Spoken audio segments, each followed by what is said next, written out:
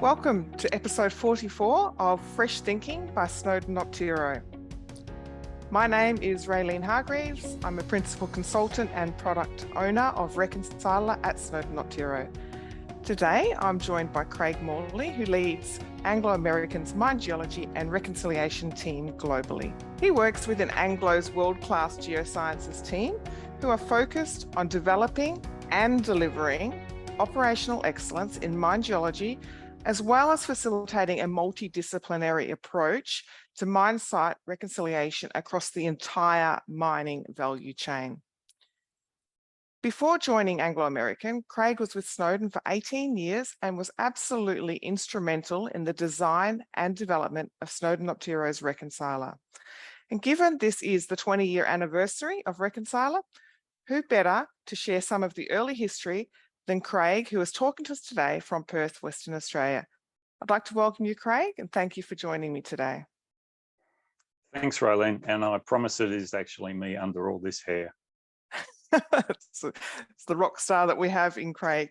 Craig, just to get things going, I guess my first question is, what were the events that led to you developing a solution like Reconcilor back in 2002? Yeah, I guess it all started back probably around 1993 when I was working at Mount Charlotte in Kalgoorlie, and I first got introduced to the concept of reconciliation. And I thought, this is something pretty cool, but it takes a long time. It took a lot of effort, and I took that kind of introduction with reconciliation to Boddington, and then on to Snowden. And it was around 2000 that Cadia asked Snowden if we'd be interested in bidding on creating a reporting system for the mine. And we actually put in two quotes, two tenders, one for what they were asking for and one saying, we think what you actually want is a reconciliation system. And they took the bait, and that was where Reconcilor started from. Awesome. So, given that it has got such longevity, what do you think are some of the most important features that you managed to develop along the way? I think early on, it was definitely that automation of the data capture. Everything in those days was cut and paste. It was all about rubbish in and rubbish out, and that's still the same message today. So having that automated capture, making the users able to focus on doing the reconciliation rather than assembling the spreadsheets was really important. I think as well, having some structure to the process was a big step forward.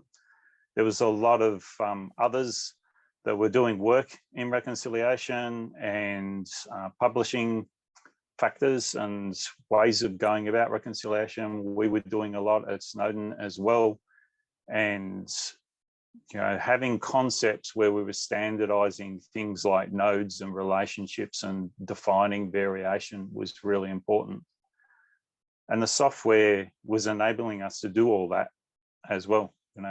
Software had been around a long time, but the new softwares that were coming onto the market at the time meant we could reconcile anything. But my first personal favorite was all about the concept of prognostication, that we could move to a world where forecasting or predicting something in the future from the data we had assembled into Reconcilor was really important, and that's where it started to get very exciting. Awesome. That's still all of those issues, that data capture, the automated reporting, and giving you some kind of view into the future are still very relevant with all of the clients that I speak to today. So, whilst reconciliation hasn't changed fundamentally over time, it's just the way we're presenting and actually allowing the analysis of that data has absolutely changed. And I'm curious, what's the most asked question you get from people when they're wanting to learn about Reconcilor? Look, I think it's changed over the last 2 years. The number one question now I'm getting asked is, will Reconcilor rescale my numbers based on what the Mets are actually reporting? So different people call that different words. So some call it reconciliation, some call it meta counting. I consider it rescaling of your numbers. So yes, Reconcilor can do a rescale based on a particular number. So maybe it's the plant product number, we can rescale the numbers. But what's really important is that we don't override the raw data. So I'm all about giving you the set of data that you need for reporting, but if you can't improve that raw number, throughout the month, over several months, then you really are just masking a problem that you've got in your raw data. So, and to do that, we actually have two sets of numbers now. So, and this is just in the last 5 years we've been able to do this, but we keep a raw set of numbers and what we call an adjusted set of numbers, and that's where we're typically doing that rescaling. Now, that rescaling will be dependent on the business rules for a particular site. So it's not an out-of-the-box rescaling that we're going to do. We would actually work with the clients. So I think that's the number one question and feature that I'm getting asked for at the moment. Just getting back to the early 2000s, how did you go about getting Reconcilor implemented globally? It's a different landscape now, right? There was no teams and you could travel. But of course, to be honest, Reconcilor mostly sold itself. I never admitted that to my bosses at Snowden, but people just got it. That whole concept of not having to consolidate that data and having such a rich interface. So much of the pitch was just making people aware that it was available. We did, as a team, target the big companies and spoke at conferences and published papers, some good, some bad. I recall one paper that where I compared reconciliation to sex, and I honestly thought the reviewers would just have a laugh and take it out, but now it's out there in print forever. So, and I have to say, I'm still getting asked for that paper. It had an impact. So changing the subject away from that paper a little bit, Reconcilor's been around 20 years and evolved pretty significantly since version 1. So what have you found that's the most meaningful feature that enables it to keep going? I think it's actually giving people the confidence in their data. You talk about the data capture, but if we can't actually have confidence in that data, it doesn't matter what you're capturing. You've got to be able to make sure that it's validated data, it's quality data before you start to do anything with it. So giving people the confidence that their data's undergone a significant amount of data health and quality checks before they get to that analysis and reporting. I think that's the main feature. And then I guess looking at one of your early ideas was around that reconciliation factors, the comparisons across the entire mine value chain. I still think that is totally relevant in today's mining industry in reconciliation.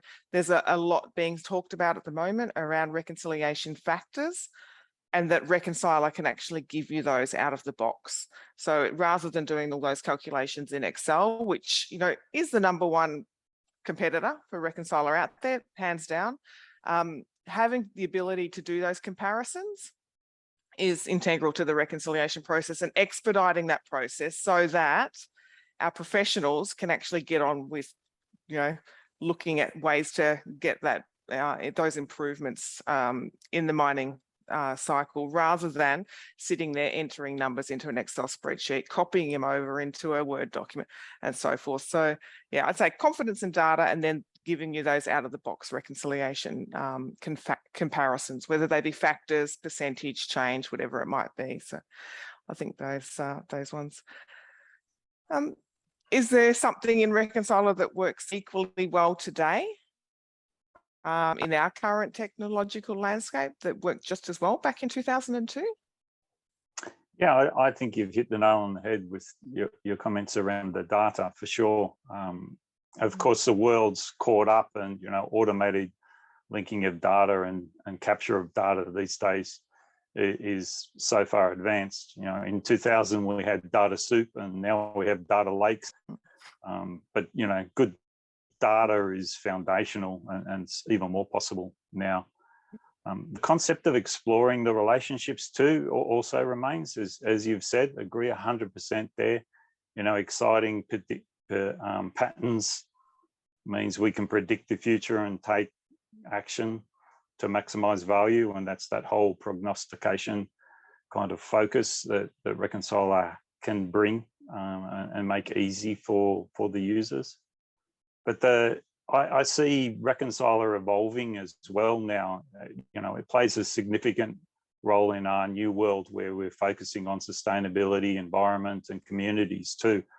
So, you know, we're setting new kinds of targets that we never set on the mines anymore, and making predictions on how those outcomes are going to fall.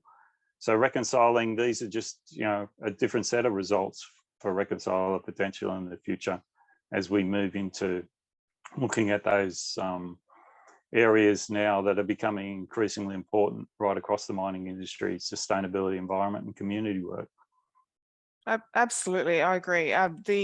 The fact that, you know, social responsibility, you know, there's a reserve in the ground and you've been given the authority to actually mine that, make sure you mine it the best way you can. And so doing the reconciliation and actually making sure that you're extracting that grade for the best value that you can, you know, it's just part of that whole ESG commitment that everybody should be making these days. Just switching the question a little bit, Craig. You know, you've traveled the world both as a consultant and during your 7 years with Anglo American, and I'm sure that you've ticked off many must-see places. Is there one place you haven't been to yet that's still on the list? Well, yeah, I have been really lucky in my career. I've been exposed to so much, and you know, worked or holidayed all over the world, from -43 in the Northwest Territories in Canada and Siberia in the north, holidayed in Antarctica in the south, been to a lot of places in between, and seen so many amazing operations. I got to 4 kilometers underground in Western Deeps in South Africa, and been up to Collahuasi, which in the Chilean Andes at about 4.5 kilometers altitude. I wouldn't change or give away any of that. You know, it's been absolutely fantastic experience. If I had to choose one operation, which I don't think I'll be likely to get to, I'm a bit of a sucker for mountains. And in the 90s, I read a book called The Conquest of Copper Mountain about Grasberg. And that's one place I've never been, and I can't see. You know, it's not in Anglo's portfolio, it's in another company's portfolio, but yeah, if I could get to Grasberg, that will probably be top of the list. Oh, awesome. Yeah, that's yeah, retirement, consulting effort. Oh, that sounds, it's amazing. Yeah, just like I said, the extremes that you've been to. For me, I guess you know, I was fortunate enough to get to Mongolia, the South Gobi Desert, and that was definitely a highlight of my career, going there. And with a lot of years ahead of me, I'm sure there'll be many other places that I get to for my working life. I think too, you sort of mentioned it, that you know, the places are great and the mines are fantastic, but the thing that really makes it is the people. And the enthusiasm and the passion. And I enjoy so much as geologists. We fall in love with these ore bodies. So, you know, getting the most value out of them, and the role that reconciliation plays in that, making sure we're doing it right, you know, is a key part of it. And all the people on the operations that are working and striving to hit those goals and validate those goals is really important. Absolutely. Well, Craig, sort of draws this podcast to a close. I'd like to thank you for joining us on Fresh Thinking and for sharing your fascinating knowledge on the history, on the development of and launch of the Reconcilor software. So thank you for that. Thank you. It's been an absolute pleasure. Thanks for the opportunity, and thanks everybody watching and listening for staying to the end. Thank you. If you'd like to listen to more of our Fresh Thinking by Snowden Optiro podcasts, you'll find them for free on our website, Spotify, Stitcher, Apple Podcasts, Google Podcasts, and most other podcast platforms.